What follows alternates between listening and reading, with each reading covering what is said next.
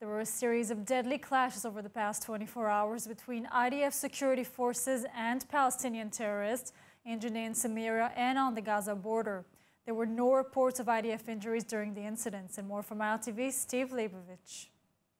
Judea and Samaria and Gaza all saw flare-ups and clashes between militants and IDF security forces. This morning, a terrorist gunman was killed after being shot by IDF soldiers amid armed clashes in Akbat Jabbar near Jericho. The latest clash came after at least 4 armed Palestinian terrorists were killed in clashes with Israeli forces in Jenin last night. About 30 others were wounded during the fighting in the northern Samarian Palestinian city. A number of suspects were arrested by the Israeli forces. Elite units targeted a senior Al-Aqsa Brigade's terrorist commander in the raid. The army confirmed that a Rafael Spike Firefly suicide drone was fired at the terrorist cell during the clash. The fighting began when an Islamic Jihad terrorist cell opened fire at Israeli forces and detonated explosive devices in the area. Earlier, 1 Palestinian was killed amid riots along the Gaza border.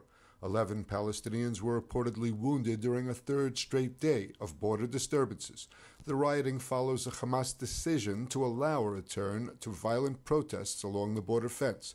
On a daily basis, about 100 to 200 Palestinians gather at 4 separate locations where they burn tires and hurl rocks and explosive devices at the border barrier. As a result, Israel has now closed the Erez border crossing, disrupting the entry of 17,000 Palestinian laborers.